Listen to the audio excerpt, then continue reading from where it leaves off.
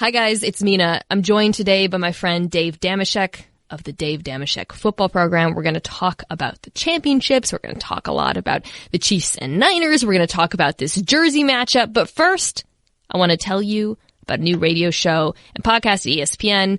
Every morning, Stephen A. Smith and Max Kellerman debate the hottest stories of the day as only they can. It's very true on First Take. Now, weekdays from 1 to 3 p.m. Eastern, the debates expand further as Jason Fitz brings First Take, Your Take to ESPN Radio. Agree? Disagree? Shows about your thoughts and your reactions. Be a part of the discussion. It's First Take, Your Take with Jason Fitz on ESPN Radio and ESPN News. And of course, subscribe, rate, and review to the podcast of the show. Now here is my show.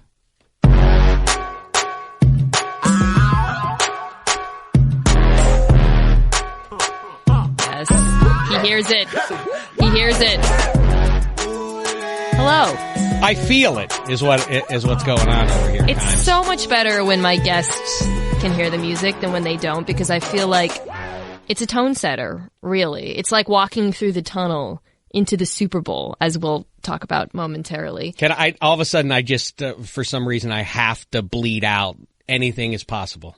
Anything is possible. Anything is possible. Even the Niners and the Chiefs making the Super Bowl. No, actually, everyone predicted that. Well, not everybody. Actually, there was someone took a screenshot of I think it was Sunday Countdown, the predictions, and it was like 3 of 4 picked the Titans, which is not something. If they had consulted my Instagram, they would have seen a story of Lenny's picks. He picked both winners. Did he really? To cover. He was correct. Do you know I still have this child. It's not a baby anymore, but about 5 years ago, I like to use my children as props and, to kind of line my pockets and all that sort of thing. And, I had a 3-month-old little boy. And it occurred to me that it's funny when I sit him up on the couch, because then he invariably tips over to one side or the other. And then I said, you know what would be really fun is, what if I put a football helmet on either side and then say he's picking games with that? And I did it, but then the joke was on me, because the first time he did it, he went 4-0. No. And then I said, well, now this is weird. I got to do it again. And he went 4-0 again. And that one included, remember when Colt McCoy went in for the Skins and won in Dallas? It was on I think it was a Monday night game. Yes, I do. Yes. That punctuated an 8-0 streak, and the kid never looked back. He caught fire. Football baby. He was all over the place about a half a decade ago. But I don't know if it's like, that's not the apple falling from the tree. That's the tree tipping over near the apple. But in 2019, I hate to pat myself on the back, but I'm going to pat myself on the back.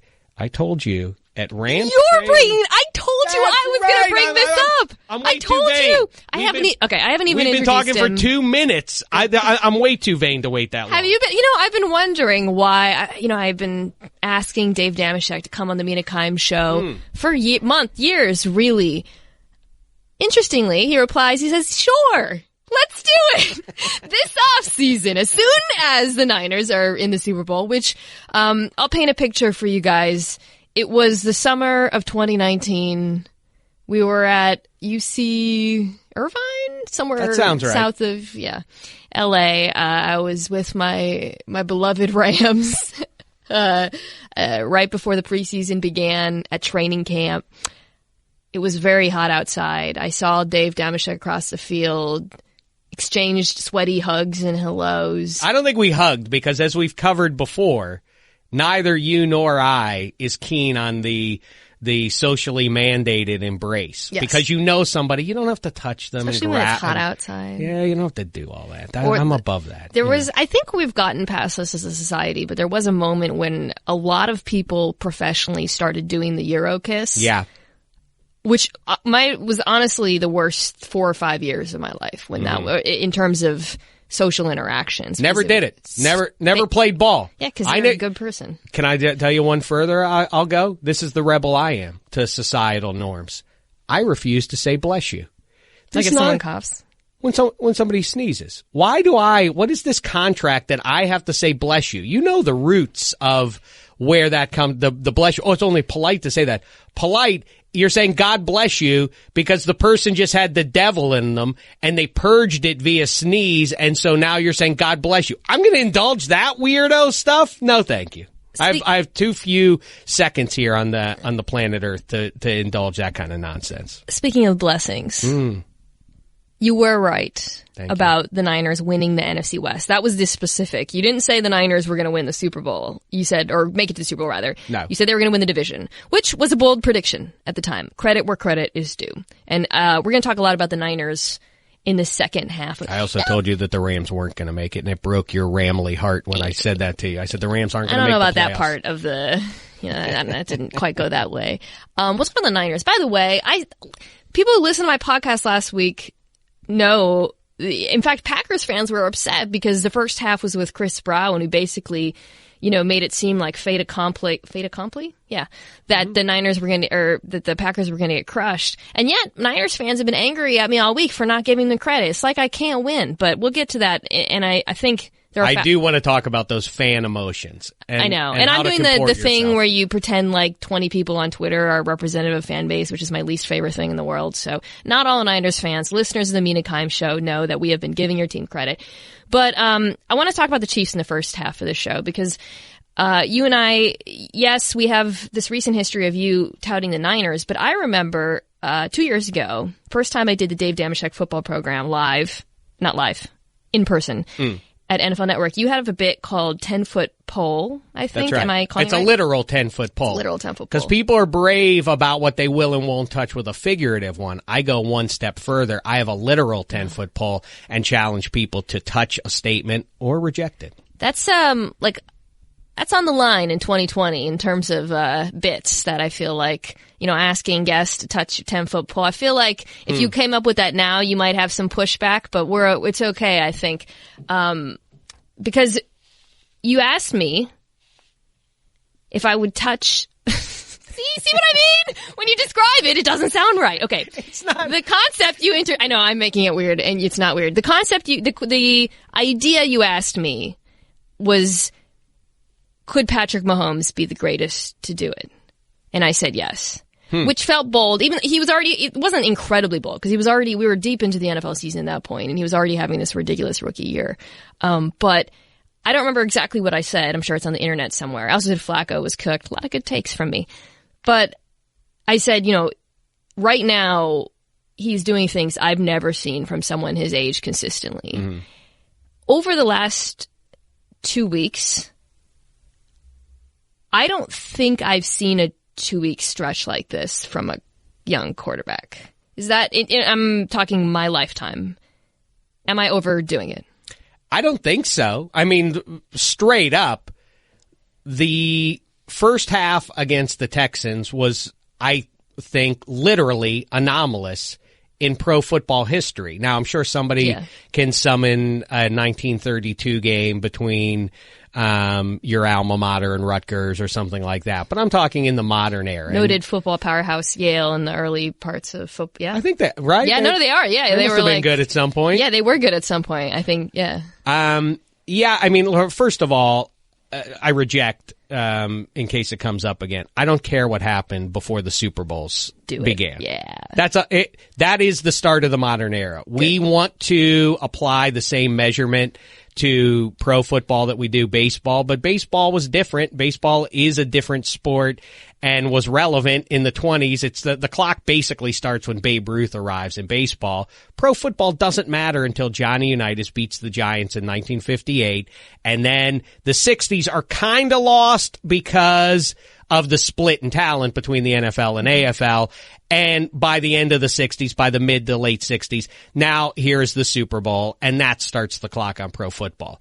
In the modern era then, in the Super Bowl era, that is, there is no equivalent to that sort of a rally. And the thing that distinguishes it, a lot of people were digging up, well, what about what Frank Reich did to the Houston Oilers way back when? And what about 28-3? Well, the thing that distinguishes this from those ones is it happened in the first half. They had the lead by halftime. Yeah. It was a humiliation for the Texans. A comeback on, I think I again, No, wait, Falcons fans were mad at me about this. When the Texans game happened, I said, this is 28-3 on 2 times speed, like when you listen to a podcast. But the fact that he's done it twice now, I think the fact Chiefs so far this season have come down from double digits like 4 times or something, that's never happened. Like the stats folks at ESPN pulled this. We're not speculating here. This isn't about post Super. That's just never happened. He hasn't. So all the things, you can say about like, well, you just want to pull ahead and make him a drop back pass. Like, and we'll talk about whether that applies to San Francisco because we're going to hear that a lot over the next few weeks. You got to make Jimmy pass. None of that applies to Patrick Mahomes. Nothing applies. And I think, it's interesting to look at this Titans game and think through how they looked against the Ravens. They put together like a pretty different game plan against Mahomes. And to P's credit, I don't think they did anything wrong. I mean, they were rushing 3 a lot because they needed those guys in coverage. They were doing some tricks and disguising stuff back there as they have all season. But if you have a quarterback who can not only make every throw in the planet, but also can use his feet like he has over the last 2 weeks, I don't know what you do. I don't. What do you do? That was the difference. The feet. Clearly against the Titans was him not just getting out of the pocket and extending plays, but then taking off with the ball in a couple of big spots. Obviously, the 30-yard runner, however long that was, is the one that stands out. 27. It's exactly 27. And your numbers. I'm not gonna. Listen. I go with the heart and with the gut, and they serve me well. And I mean, the eyeball test at this age or at any age, Patrick Mahomes, I have never seen a couple of seasons like this since Dan Marino in 84 and 85, Aaron Rodgers in the early part of the decade that just passed, 2011 specifically, is as good a single season year as I've ever seen. But 2018 Patrick Mahomes, that single season is up there. It's in, you count them on one hand, the ones that you might. Peyton had that year, what was it, his second year in Denver, that I guess statistically would be up there. 2013, yeah. Or and Rodgers, Marino, and, Cam Newton in 2015 throwing the ball to Philly Brown and Ted Ginn deserves a shout out. But, I mean, precious few compare with what we've seen from Mahomes over the last couple of years. I want to talk to you about the element that his mobility adds to his game and also what that means for this coming matchup. Because I think one thing it does for us, and we're going to spend the next 2 weeks talking about every possible game plan and matchup and weakness and all that, you throw out pretty much half of this NFL season with Mahomes because he was not mobile, right? But which is why this feels so exhilarating.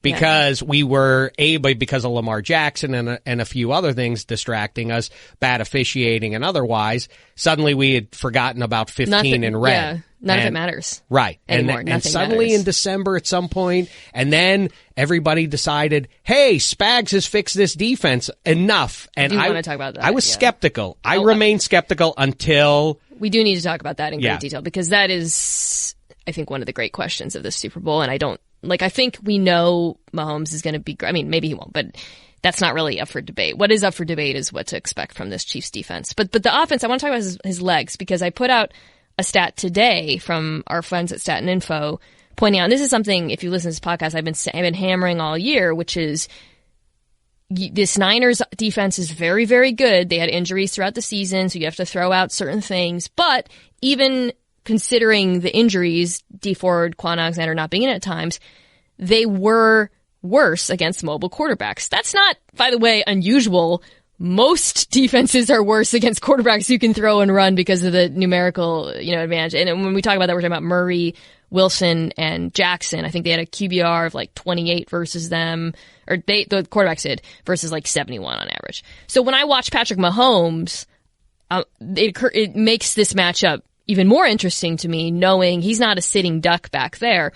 What do you think it is about sort of, heck, even Jared Goff in that first half when he was bootlegging a lot, you saw they had some issues with it, Nick Bosa over pursuing a bit. How much do you think, I know we're already looking forward, I said we were going to do that, how much do you think his ability to use his legs changes the way defenses can play this Chiefs offense? Well, it seems to me that a lot of it is not a designed rollout as much as it is him extending the play by sliding. You're going to rush 3? All right. And there aren't a ton of QBs, and I keep invoking Aaron Rodgers, and because there aren't very many people that sort of remind me of what Patrick Mahomes can do. And it's Mahomes and Rodgers can both slide just as easily to their left as they do to their right and still make plays. That's a great lot point. of guys yeah, that's a really good point about the two sides, yeah. And your guy Russell is up there too as maybe the greatest functional scrambler, playmaker, extend the play, however you want to call that. But I feel like on a human level, if you're a defensive player and you do everything right, and the quarterback on the other side, and I think Russell Wilson does this more than anybody, that he just that there's nothing there, we've got it all covered up, and it's 3rd and 9, and he runs for 11 yards and then does the hook slide. I think that's got to break your will in a way that they just beat us on that play. We did it all right, and they still got the first down. That's got to be more vexing than any other conclusion to a play. And I think that when you are a sound defensive team like this, this Niners team they're loaded, and I suspect that Mahomes, the idea that I know we're all victims of what we just saw. But I think any Chiefs fan who expects the same sort of performance is going to be disappointed, because there is no chance that Mahomes will have that amount of time. Oh yeah, to move around, right, slide around like I think that. We might have been overrating the Titans' defense a little bit after what they did to the Ravens, because the Ravens' offense had not only some unique injuries, I think, in that game, but also some things you can kind of scheme against. And I think Dean Pease put together one of the most brilliant game plans I've seen. And I don't think, so the Titans defense was not great during the regular season. Now they did get better as the year went on, and they had a ton of talented players, but I think that talent discrepancy kind of came to light in this game. I mean, they had Rashaan Evans, who spied Lamar with great success. Mm-hmm. They had used him in the same role in this game. It just didn't work because of the other dimensions the Chiefs offense bring. Well, I always love the notion of the copycat league, and very often, once you provide the tape of how to stop an offense or how to attack a defense, everybody will start to copy that. I wonder, this is a good off-season conversation, can Lamar Jackson and that Ravens offense basically do more or less add a couple of things and keep on rolling with that, and it will still mystify most defenses? Or is there something to take away from it?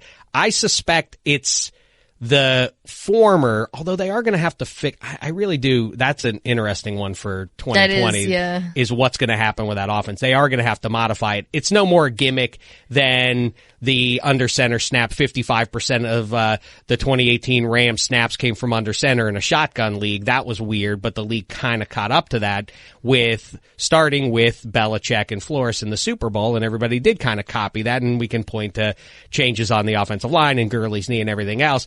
But in the same way, they would be kidding themselves, Greg Roman on up, to say, we'll just do the same thing. Yeah. But I also think Jeffrey Simmons and Jarrell Casey are not, I think those are the key reasons why you could beat that Ravens team. And unless you have those guys on the interior, I don't think you can just say, well, let's just do what the Titans did. Right. What? Go get those two mooses on the inside? Because I don't think beyond that we have the solution there. But as far as that goes, that's the strength of that Titans defense, and it was rendered moot in that matchup. Hey, you're not going to run on us. Andy Reid said, yeah, I've never cared about running the ball. So what? Good for you. Analytics came back to life.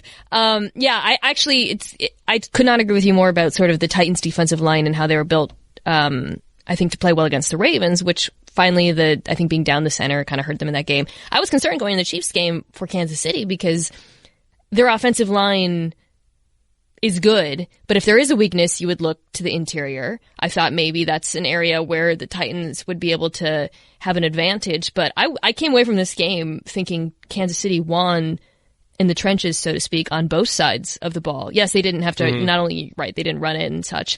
And, the Titans lost because they were the worst team, because their formula of playing extremely complementary football doesn't work against a buzzsaw of an offense. Where they were doomed, when I knew they were doomed. And I thought at 10-0, I thought this is getting close to being down 24-0 to another team because of, goes out saying, Derrick Henry's ability to just spin the clock. And if they get to the locker room and emerge with the lead and the Chiefs don't score on their first possession, they're going to go into these 6-8 minute long drives. And I do think that it matters, and people like to push back at that with their analytics and everything. But I do think human beings, when they can see not the end of the game, but the end of the whole season right there on the horizon, and you're watching the clock spin down, it does force you to start doing things that you haven't done all season long. But when they got it to, what was it? When they got it to, you're talking about the third quarter right now. 14-10, right? No, late second quarter. When the Chiefs get it to 14-10. And they stuffed and Henry. The Titans get it, and they stuff Henry 2 in a row there, and they have to give the ball back. I thought this is... They did it twice. This is great. So they did it in the drive you're talking about in the second quarter.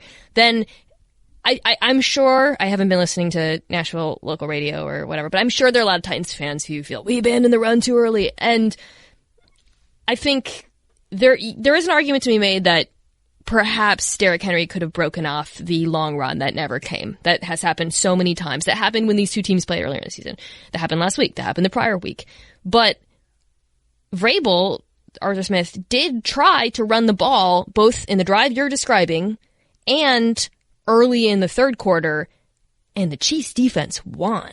They stuffed Henry then. Mm-hmm. They stuffed him again in back-to-backs. I think in the drive before halftime, and not counting the kneel down, and then the drive after halftime, he ran like 8 yards off of 6 carries. Like, just knowing how this Chiefs run defense was all year, I think pretty remarkable. And that, I think, is what I wanted to ask you about. How are you feeling about the Chiefs defense in general after this game? Because this is the question. This is the weakness, and we're going to talk about the Niners offense, which looks like a juggernaut right now. How do you feel about Spags' unit? Like the late, great Jerry Orbach says at the end of Dirty Dancing, when I'm wrong, I say I'm wrong. And I was wildly wrong about that Chiefs defense. A lot of people started to say, I guess round about early December, wow, Spags, really, this defense has turned a corner. And I said, look who they're playing. It's circumstantial. I kept pointing to specifically the Colts game on Sunday night when they just could not stop Marlon Mack or anyone else touching the ball for the Colts. And I thought, that's going to be their undoing. They're going to have to, the way things were tracking, they were going to be playing in wild card weekend. And it felt highly unlikely to me that they were going to be able to, in 3 games, not go up against a team that was going to just try to do exactly what the Titans did to the Ravens and to the Patriots. And like I say, I was wrong, and I think Suggs has something to do with it. I think Chris Jones clearly was massive. And to give myself a little bit of leeway on it, Frank Clark was a diminished version of himself for most of the season because of the pinched nerve, and then he got right. And that was the biggest difference of them all for the Kansas City defense, was when he got healthy. But yeah, I mean, now do I still have my doubts against what Shanahan's doing? Very different. Yes, this is not just people. They'll say, "Oh, the Titans are running old school defense, and the Niners just ran the." There's nothing old school about the Niners game. I'm already preemptively annoyed by people calling the Niners offense old school because of how they run the ball. They are the most modern rushing attack this side of Baltimore, and we'll talk about that. I think I was really impressed by the Chiefs' defense in this game. Spags basically just dared Tannehill to throw. He threw pretty well early in the game at times. Later in the game, there were guys open. I mean, they were stacking the box a ton, playing single high. Tyrann Mathieu was flying around the field like a Tasmanian devil. I guess he's the honey badger, so it's a mixed metaphor there. I guess the nickname is apt. No, that's okay. Those are different kinds of animals, right? Yeah. Is a honey badger a real animal? Yeah, it is. Remember the video that popularized the honey badger begin with. Yes. Is it like a euphemism for something? I don't think so. I think there's a real thing called a honey badger. I don't know. It's apt. He's so good. He was so good in this game. I was just going to say, isn't there a snake called an apt? But I don't think so. Asp. Asp. Big crossword. That's right. It's like a Monday through Wednesday crossword clue. An apt is apartment. Oh yeah, or if you're apt to do something, right? That's like, right. Right. Well, I am apt to praise Honey Badger, not just because he was flying around the field, but like the element of physicality he brought. That's what jumped out to me as well. Those hits, right? I mean, there was a Sorensen hit on Tannehill, which I felt, first of all, like they probably should have done that to Mahomes. I mean, easier said than done. Mm-hmm. What a statement game from Tyron, though. I completely agree with you, and it really vaults him into this iconic sort of area now for over the course of his career and the impact he's had now in multiple places. The question, not to take it away and talk too much Titans, but the fascinating decision as far as I'm concerned now with free agency nigh is the prevailing wisdom as well. Of course, you got to keep Derrick Henry. Let's talk about this before the break. I do want to ask you about the Titans because they're entering one of the more interesting, I think, off seasons of any team. So you got the Tannehill question, the Derrick Henry question. Conklin is a free agent. I think Logan Ryan is too. Mm-hmm. Dean Pease just retired. Someone tweeted Dean Peed. Like, that's so dumb. It made me laugh. I think their DB's coach just left for college. You're John Robinson, who's had I talked about this last week, has had a great run over the last few years. What do you do? I think that, and this would, I have no doubt that this drives Titans fans crazy, and what I'm about to say, and it will also bother Panthers fans where CMC is concerned, and Saints fans where Alvin Kamara is concerned, but it makes no sense. Okay, you're in a safe place. It makes this is the safest place for this take. You know that. Sense. What recent evidence is there that in the salary cap age, in the 21st century, where it really is as simple, unless somebody has some better explanation for it, it remains bigger, faster, stronger defensive players equal more injuries for the guy who's touching the ball and running fast in the direction of even larger human beings who are running into him on purpose. This yields injuries for these guys, no matter how big they are or how rugged they are, and more likely than not, they're going to get hurt more in one of sports' most enduring paradoxes, which is if you're the biggest dude, you're the one who's going to get worn out first. Gronk, Shaq, Mario Lemieux, Eric Lindros, the list, Earl Campbell, the list goes on and on. Those are the guys who run out of gas more quickly. So Derrick Henry, with the number of carries he's getting, it just makes no sense to get what's he going to be? $45 million guaranteed? How many times did he carry the ball this year? I don't have the number. Considering the postseason. I mean, it's definitely the most. The stats are out there for guys who carry it that much. Frank Gore is the human anomaly. He is the exception that proves the rule. And by the way, he's ironic for that because when the first couple of years coming out of the U, is like, too bad he's injury prone. So talented. He just can't stay healthy. And now he's the most enduring figure at the position. Only Frank Gore love on the Mina show. I love him, but yeah, no, is he definitely an eyeball Hall of Famer? I don't know if he is, but the numbers are that's hard a whole to other dispute. whole other thing. But the no, I'm with you. Zeke, you can't. Gurley, Le'Veon Bell, David Johnson, Freeman, Coleman, even a little bit. What? Do you see what Raheem Mostert just did? Let's talk about that after. There's no evidence that you should be paying that kind of loot for the guy. We're in agreement there. I think there are some things they tag him. I was just about to say they could do with the tag. That's there. What you do. Maybe the transition tag. We'll have plenty of time to talk about that in the off season. I think with Tannehill, you do have the leverage of the tag. It just depends on the deal. It's so hard to say. I think if you can get like a Jimmy style, we can get out of this in 2 years deal, you do it. It's really hard for me to see this organization moving on from him at this point. But I don't think you want to do like a Goff style deal with him. I spent the offseason saying that we have finally achieved my dream of full QB saturation. 5-6 years ago, I lamented aloud that it's weird in a world of 7 billion people that we can't find 32 human beings to successfully play NFL QB. Well, it seemed like in 5 years, we'd really close that gap down to like 1 or 2 teams.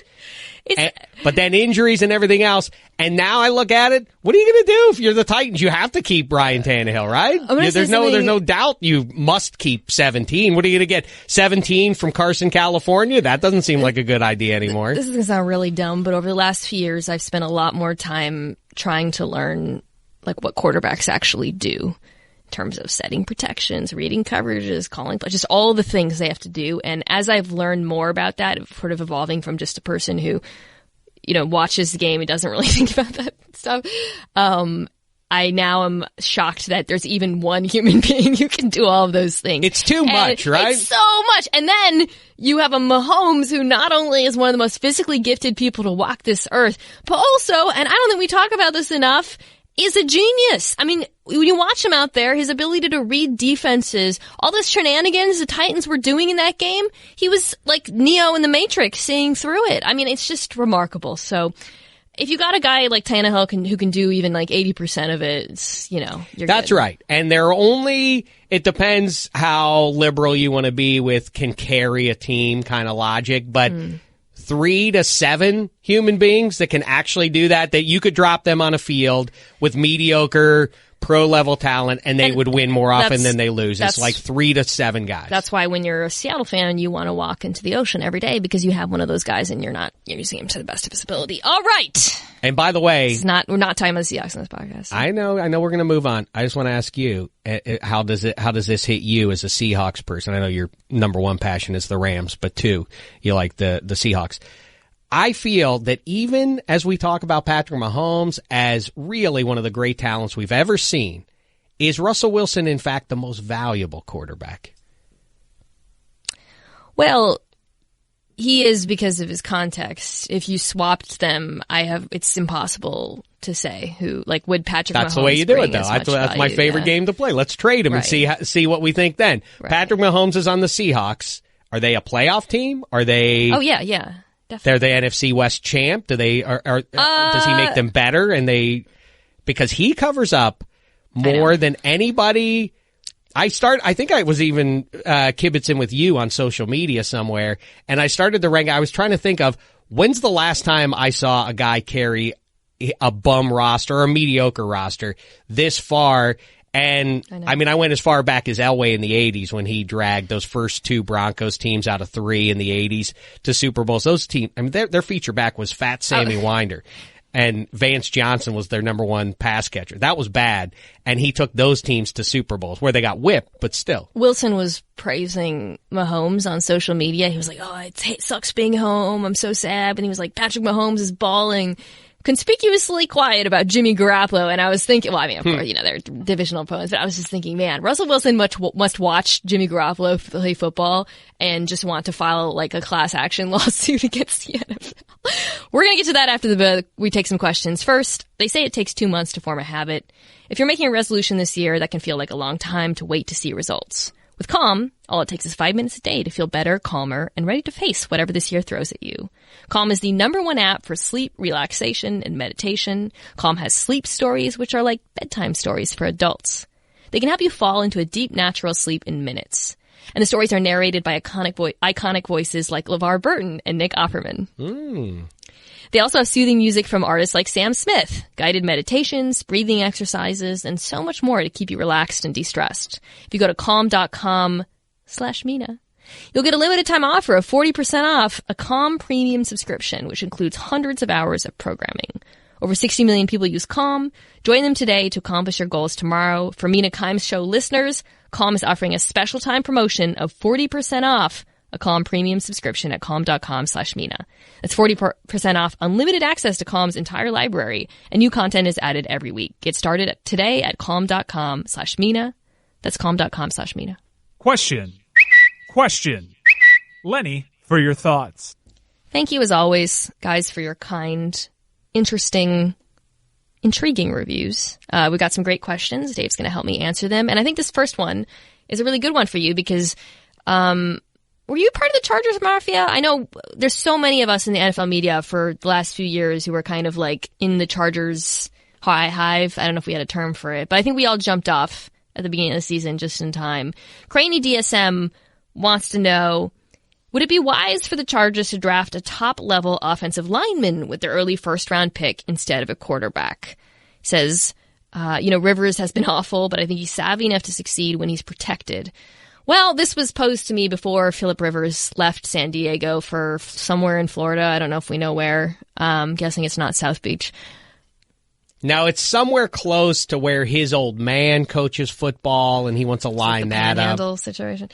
He's gone, right? He's gone. This is... Yeah, he's definitely not going to be a Charger in 2020. Let me rephrase forget this question. That. Let's remove him from the equation. What would you do if you're the Chargers? And don't say Brady. It's not happening. You know what? I've said Brady for 3 months now, and I am now off that because Josh McDaniels stayed. Tell and Bill I thought Simmons. Belichick. Tell our friend Bill Simmons because he's late to the party on that. I was talking about Brady to the Chargers, and I'm on an existing text chain with him and a couple other fellas where I just kept sending images of Tom Brady in a Chargers uniform, and they tried. And there's another guy on there, 2 Patriots fans trying to talk their way around it, and then they just finally relented. Like, it was a good run for Tom with the Patriots. I'm ready to let Tommy go. How about Cam? That's the answer. Yeah! Yes! That's correct, because I don't know if you've heard, Mina. You love Cam. But pro football is a big business, you see. And I don't know if you heard some of the storylines. In fact, I feel bad that I perpetuated it. Am I a part of the Chargers Mafia? One, I would be if they would go back to putting the black numbers on the side of their white hats. I would like that. Or if they Jersey talk later. Or if they would wear the Dan Fouts blue helmets with the gold pants and white jerseys at home. But that's neither you here and nor the there. Black numbers and cleats is a sign. It just bothers me. Chris Long and I can talk about it for hours on end. I don't know why people are weird about Cam uniforms. Cam is the guy who's going to move tickets. Is what you're big say. business. Yeah. That's right. And they need... He's also way better than any other option. I was at the game in Carson when the Steelers came to town, and I shot a video, and it went kind of viral, and I don't think the Chargers loved that I had pushed that video out from their stadium, but it was what it was. Terrible towels were everywhere that day, and that is what goes on. And by the way, it's not a knock on any town where a huge metropolis where a giant portion of the nation's population wants to live for business or for lifestyle or otherwise. So it's not a knock on Chargers fans any more than it is when you go to an Angels game and there are a bunch of Red Sox fans there, or you go to a Jets game and half the stadium is Cowboys fans. Anyhow,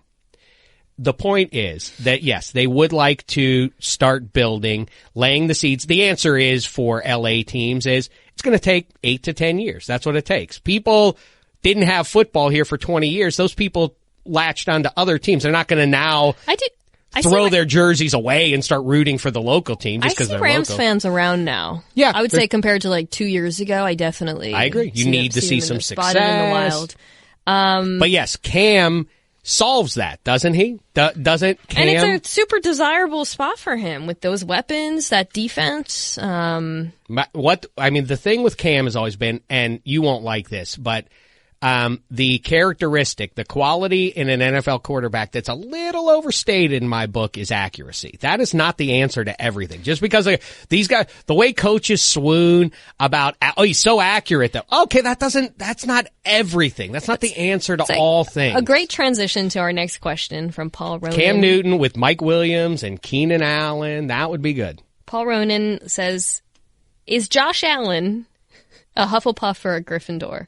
So I'm not a Harry Potter person. I see the movies, but I know Gryffindor is Harry Potter. Those are like the best ones, I think. Hufflepuff is like the kind of goofier one, I think. So that feels right. Don't look at me. Although I did take my daughter to the place. The Harry Potter experience. The Harry Potter world. And it was very cool, I will say. Josh Allen just has such a like large adult son vibe to him, especially in the postseason when he started doing a little bit of the facial hair, but like a little smattering kind of. I found it very endearing. He looks like a child. He looks like Tom Hanks in Big kind of all the time. Like he looks like a 13-year-old boy got one wish, and that was to be an NFL quarterback. He woke up the next day a full-sized man and went out on the field. I hear you. Yes. Yeah. I get what you're saying. Did you ever see Beyond Thunderdome? Master Blaster, 2 men enter, 1 man leaves. I've not seen that. Well, Blaster is this outsized man child when they take his mask off. That's, I think, what you're describing. Too much of a deep dive for a little bit Cons. of a deep I'm dive. sorry about that. Some listeners will like it, I think. I will say whatever one is good, whichever class or whatever they're it's both called. good. I think those are both. They're not. Slytherin's the evil one.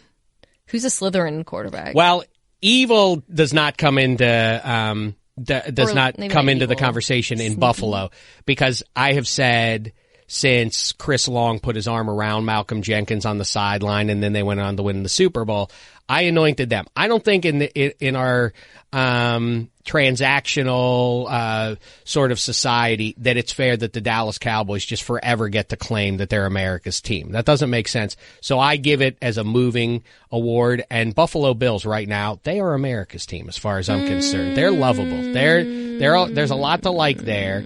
And I like Josh Allen for the long haul. I'm all in. And I know a lot of people say, oh, you'll see in 2020 when they get their tougher schedule. Disagree. Accuracy is what everybody points to with him, why he's going to fall apart. You know who else isn't accurate? Cam Newton and Ben Roethlisberger. Both those guys are going to go to the Hall of Fame. If those two guys had a baby, it would be Josh Allen. I think both of those quarterbacks are a lot better than Josh Allen. Do you really? Why so? I mean, he's still young. Who's he throwing it to? Smoke Brown?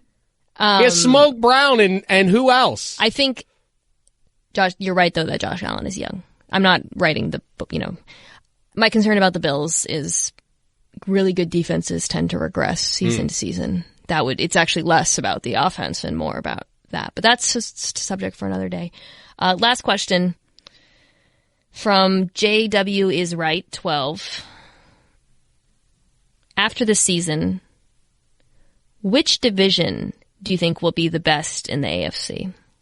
Ooh, I was just thinking about that with the Bills, and I wish it weren't Gase. I wish somebody other than Gase, because I could get excited about the Jets. The Steelers should be good next year. By the way, a little housekeeping. We're going to do told division previews, recaps, postmortems, all that stuff after this season. The Steelers are one of the teams that I think, more likely to...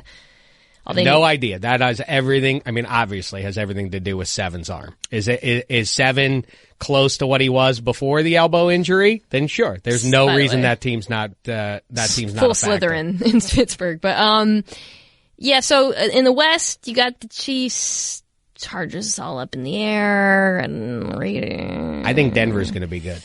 Do you? And not just because of Drew Lock. All season long. I don't know why they fired their offensive coordinator. Weird, but still, I liked that. I mean, they were losing. The season got away from them pretty early on, but if you go back and look at the first, I think about 6 weeks or so, they were losing heartbreaker after heartbreaker, and they kind of stayed in the mix, and more often than not, they were playing good teams well. And the Chargers, major asterisk, but they got to figure out the QB thing. But if they do that, by the way, if they threw Tyrod Taylor in there, would that be the worst thing in the world? You know how I feel about Tyrod Taylor. I'm going to go back to the North, and I feel positively. But I'm going to go back to the North. I just think I loved the Browns coaches' hires. I'll start there. Let's get excited about the Cleveland Browns, because this next year will definitely be it. Feels like it can't be worse, quite frankly. It really does. Is Myles Garrett out there for week 1? I'm sure he'll be out there. He will be, right? Now everyone's anger is subsided, I think, like I said, I think the Steelers are going to be good. I think the Ravens are going to be good again next year. I do think they need to make some changes. I think they're definitely going to regress because... Well, you have to. I mean, for that good. But I think they're going to be good still. I'm not even that the offense. My concern was, I said when they drafted him, I said when Flacco sat down with injury, I said, you watch, the Ravens are about to take off last year. And I said before this season, this is going to be a 1-year revelation, this offense. But given an offseason, defensive coordinators will figure some stuff out about it. So they're going to have to modify that, and Lamar Jackson's going to have to throw the ball more, because my concern He threw the ball incredibly well this season. I agree. We don't have enough time. More. Oh, I said more. I didn't okay. say better. I said you're more. going back in time to before this season. Yes. That's spiel. Okay, sorry. You're not going into this season. You were No, saying I'm saying after now last... there will be okay. adjustments to Lamar Jackson. So now they're not going to be able to attract probably a big brand wide receiver. Well, good thing we're about to enter the best wide receiver draft of like the last 10 years. Precisely. I worry about the defense. I worry about the defense. That's Dave. the issue. Yeah. They're going to last year that was the story. Wow, they lost too much on defense. They're going to lose more this year too. I think that's a very fair concern. All right, we're going to talk about the Niners. Like 2 hours in. But first, is this too long? No. There's a whole sect of my listeners who are, whenever I do a long podcast, say more long podcasts. So they're going to come out in droves. Quickly though, let me talk about DraftKings. The matchup is set and both teams are ready, preparing for the biggest game of the year. Man, if you had Raheem Mostert, huh? Time is almost up in the football season, but you still have time to feed your fantasy fix with DraftKings, the leader in one-day fantasy football. Plus, for a limited time, all new and existing users can get a deposit bonus up to 500 big ones. Wait, no, $500. Those aren't big ones, right? Is a big one $1? No, I think that's okay. $500. It's $500. Draft your lineup and feel the sweat like never before. Every run, throw, and catch means more with the DraftKings lineup on the line. It's simple. Just draft your lineup, stay under the salary cap, and see how teams stack up against the competition. Your team. DraftKings will have millions of dollars up for grabs for the big game, so you won't want to miss out. Don't wait till next week to grab some action. DraftKings also offers basketball contests every day with hundreds of thousands of dollars up for grabs. Download the DraftKings app now and use code Mina during sign-up. For a limited time, both new and existing users can get a deposit bonus up to $500 on your next deposit. That's code Mina and you can get a deposit bonus up to $500 only at DraftKings. Minimum $5 deposit required. Deposit bonuses required 25 times playthrough. Eligibility restrictions apply. See DraftKings.com for details. Did you say sweat like you never have before? Yeah, that's it. Yeah. I didn't know. Okay. I was just making sure. That wasn't an ad lib that was in there. So. Sweat like you never have before. Feel the sweat. Okay. It's in caps. The sweat. Yeah. Okay. So one person did not feel the sweat. Jimmy Garoppolo. Nicely done. Thanks.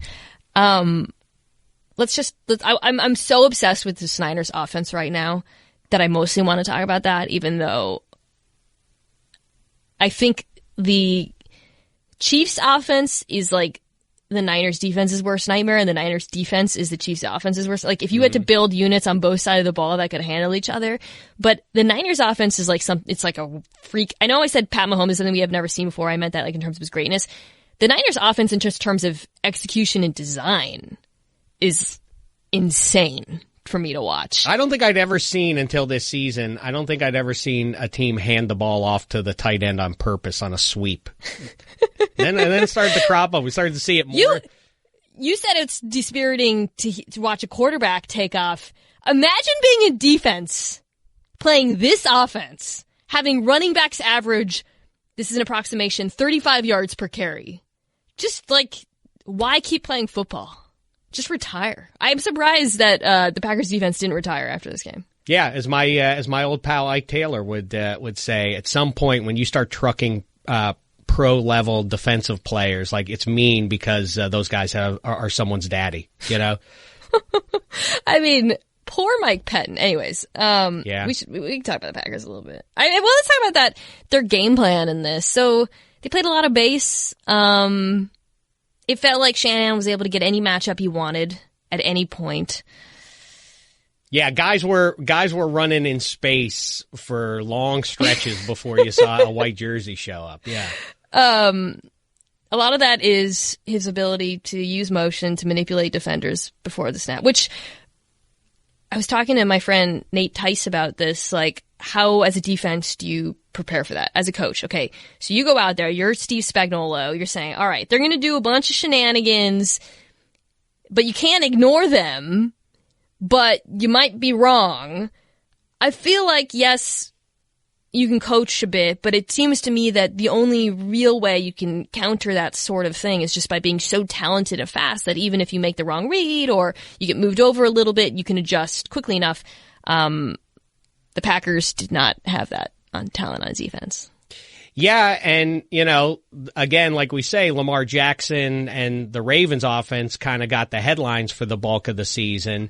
And even in their own building, the Niners defense, with Nick Bosa specifically, kind of became the story. And people did on some level ignore what the offense was doing. There were some small fireworks shot up for Kyle Shanahan a couple of times over the season, but then we forgot about them when Kittle and Emmanuel Sanders went down, and all the skeptics were pointing at the Niners schedule saying, well, just wait until they get to. Yeah. But there were so many big games that they showed up for and won. I think that this narrative settled in around the time that they barely beat the Skins in D.C. in that rainstorm, 9-0, whatever that was, week 5, week 6. That was a gross game. Everybody decided there. See, Jimmy G is a passenger, and now the last fortnight has reminded everybody that that's the case, that Jimmy G doesn't have to do anything. This is easy. You and I argued about it on social media. But Jimmy G, in big spots in Seattle, with the world closing in around him as Russell Wilson was pulling off another rally in Week 17, Jimmy G made big throws in that game. Against the Saints, a number of big throws. That team was able to hang with the Ravens in Baltimore when the Baltimore Ravens were smoking everybody. That was the first time that we saw anybody play that team even close in 2.5 months when the Niners got in there. So I think the Niners offense, obviously its strength is what Kyle Shanahan has designed for them. But I also think Jimmy G is capable of making big throws. Totally. Now, the big stage of the Super Bowl is at an extra level. I also think, though, that Jimmy G has a ring, Dave. That's maybe right. More than one, right? How many Super Bowls was he present at? I think just one with New England. I think the one, and then Brady didn't want him behind him anymore, and so he had him shipped out. And perhaps if that doesn't happen, well, that talk about a rewriting of history. But yes, I think that Jimmy G.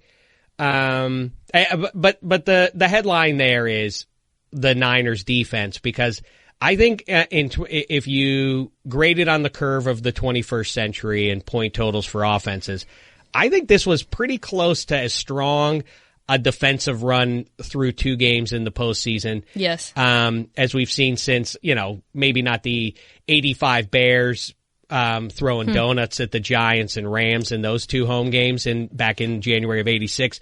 But this was pretty dominant stuff against those 2 offenses. I want to talk about the defense, but I want to stay on the Jimmy G thing that you brought up for a bit, because that's going to be kind of like the big storyline, right? Like, is he actually good?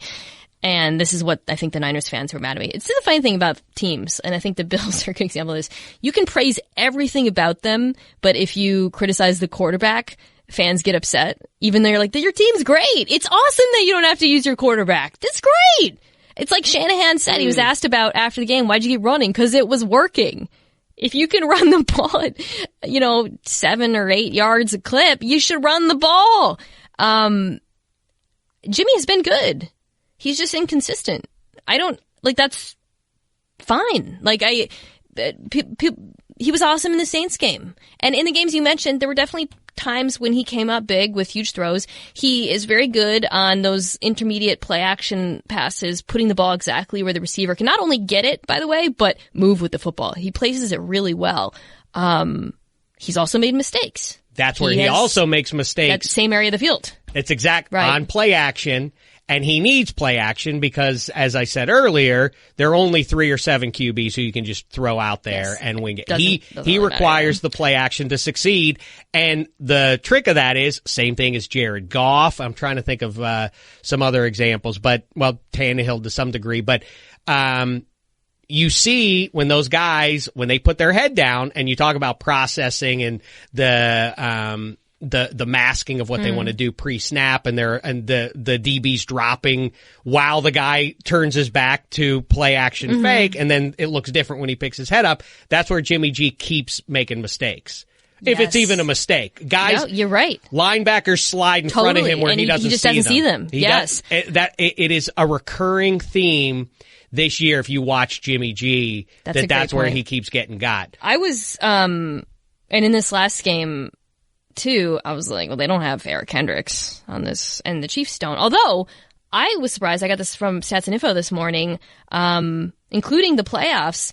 The Chiefs have been really good against play action, holding opposing quarterbacks to 62% completion rate, which is the third lowest in the NFL. Now, I think some of that has to do with the way teams are forced to play the Chiefs because of their offense, but and the fourth fewest yards per attempt on those passes. So I wouldn't have guessed that, Dave, given sort of some of their players in the backfield. My question, though, is he even going to have to throw it in this game? Because the Chiefs' run defense, we know, was bad during the regular season, good in the Titans game. This is a very different animal. The Titans' run game and the Niners' run game are on two different planets. As I mentioned, when I say Niners' run game, you really have to account for all of the trickery. There's a reason why Raheem Mostert averaged approximately 63 yards before contact per run. By the way, he is like the perfect back for a Shanahan offense. I know Coleman got hurt and he might not play, and I really like Tevin Coleman, but watching Raheem Mostert run in this last game, he's so like vertical. He almost looks like he's skinny, right? And that's the thing in Shanahan's offense, because you get that runway.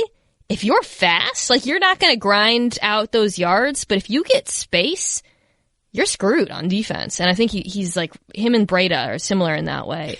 Do you think that Jimmy's going to even have to throw it? Or do you think that run game's going to be so effective? It's funny because the Mostert story is great. The game was spectacular.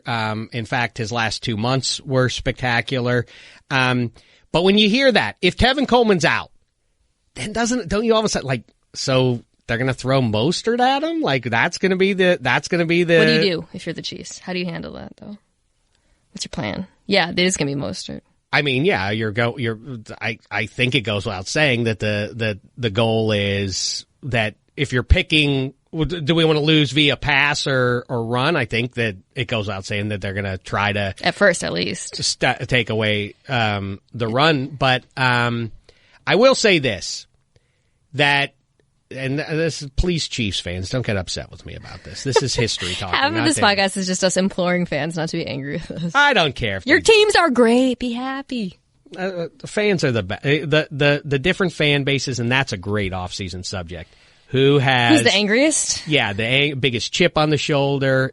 I find it's the nouveau riche. You know, people, they don't know how to comport themselves. Seahawks fans, you feel like? Seahawks fans are pretty vocal in their anger about any perceived slight. The best fans are Jags fans. I've said this before. They're my favorite. Duval. They actually are. Yeah, I love them. They love I to love argue. Jags fans. They're mean to you?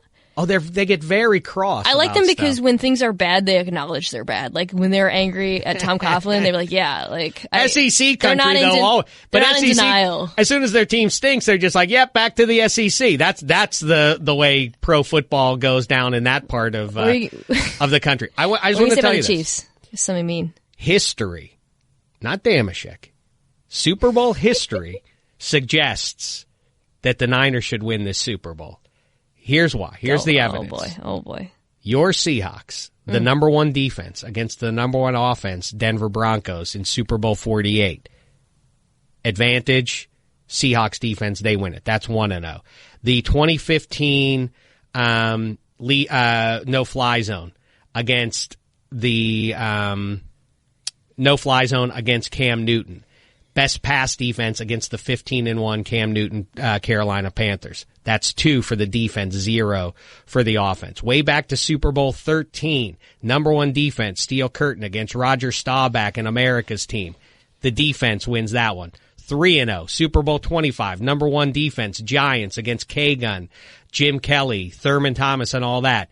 That's 4 now that I've counted for you, or 5? Am I up to 5? I think that was Tampa, 4. number one. Oakland, number one. Tampa wins that one. That's 5-0. I can keep going with those. I wonder if it's because number one Patriots defense against number one Atlanta offense, 28-3. Yeah. Happened, but also overtime happened. That's 6-0, 7-0. The only one, one more for you. Number one San Francisco 49ers, and this is maybe the most relevant one. I know, completely different generations and everything else. But the phenom, the youngster, the guy who was revolutionizing football, Dan Marino, with curly hair even, going up against the number one San Francisco 49ers defense. Okay, this 49ers defense is number 2 behind the Patriots. But that one also goes to the defense. So I think it's a great... That's bad. It's great That's bad. Yeah, that's bad history. If I had to pick a reason for that or come up with something, it might have to do with the note... Well, there's probably health and sort of defenses getting better as the season gets on. All of them? Okay, right. I would say the reason why is probably if you have 2 weeks to game plan, advantage goes to the defense in football generally, maybe. But that makes some sense. But Super Bowl 24 is the only one, and perhaps this is the one you want to hang your hat on, Chiefs fans, because he was on your team at one point.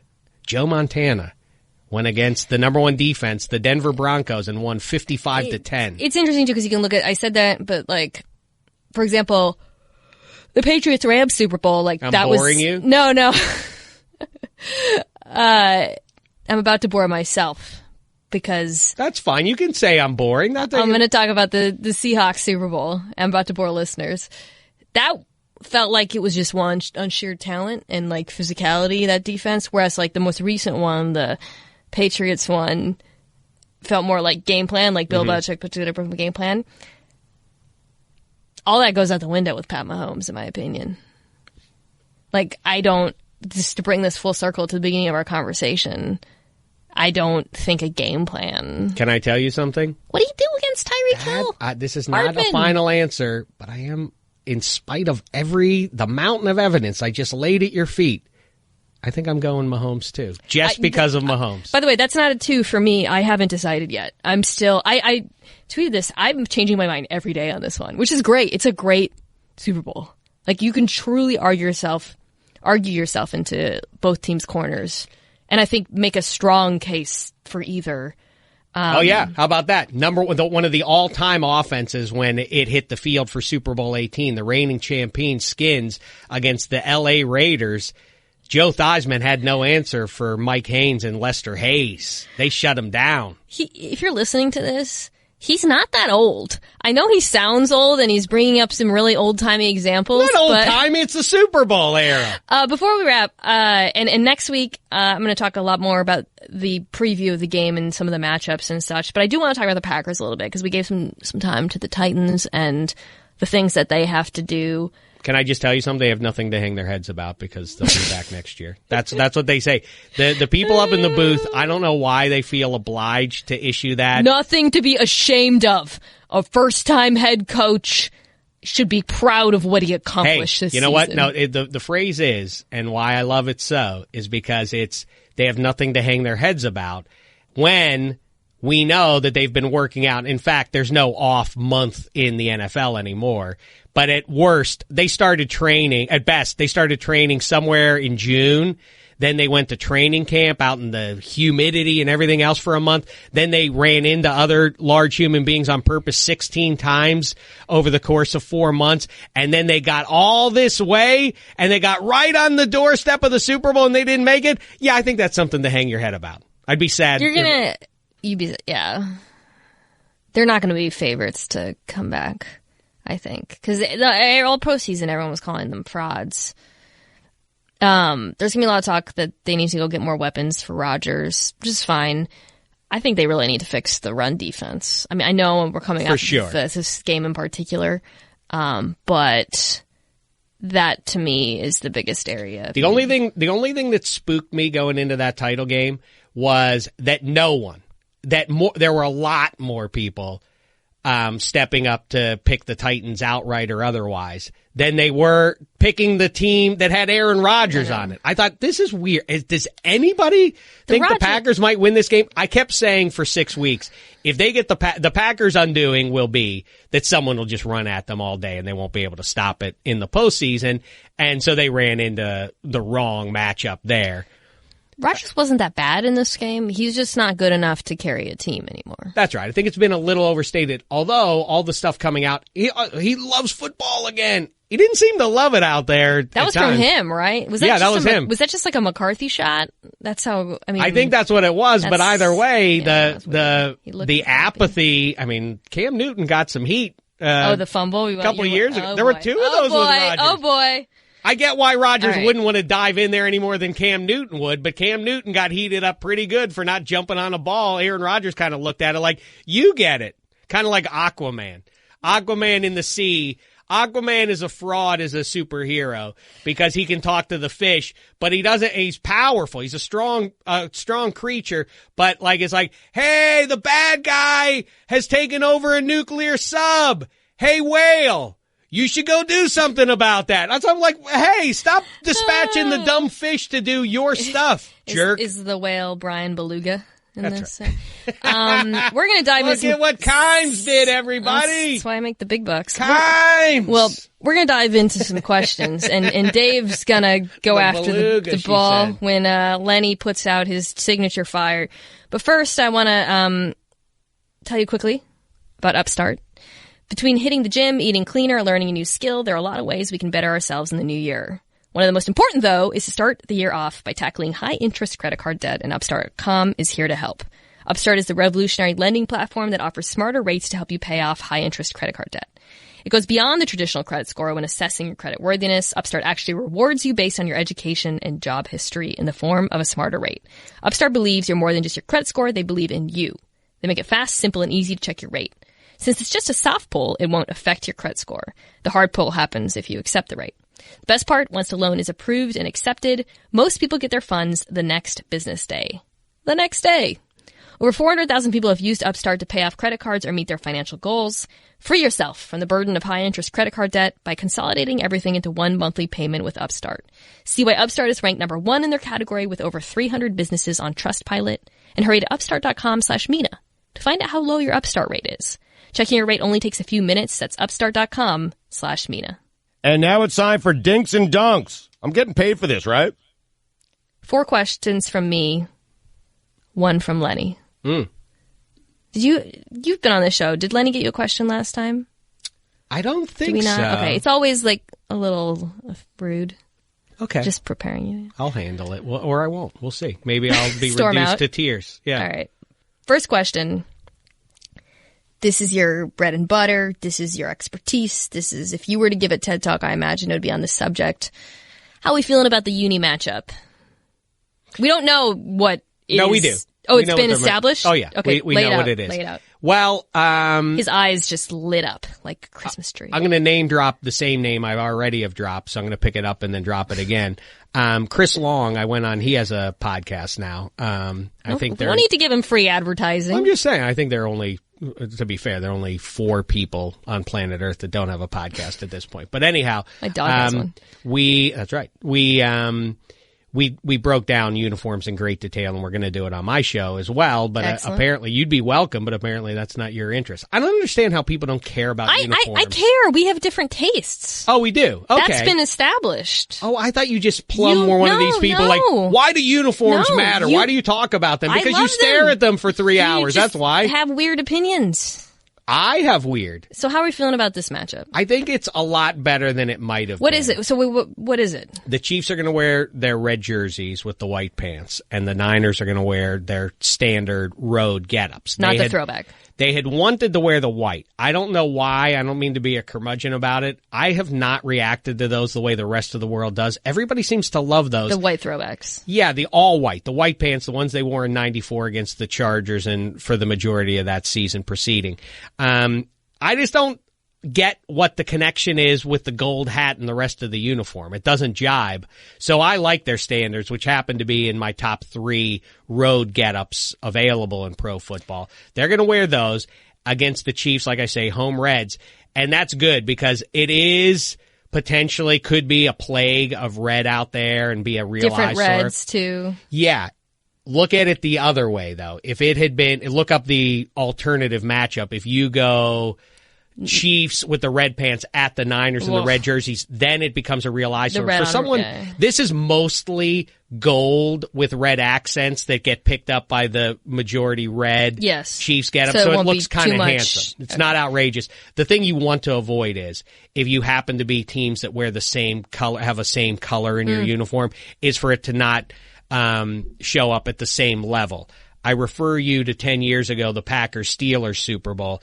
They both have great classic uniforms, but they both wear gold pants. And the gold pants versus gold pants was an eyesore for the whole day and distracted me from enjoying a game that I wasn't going to enjoy anyway because I'm a Steelers fan.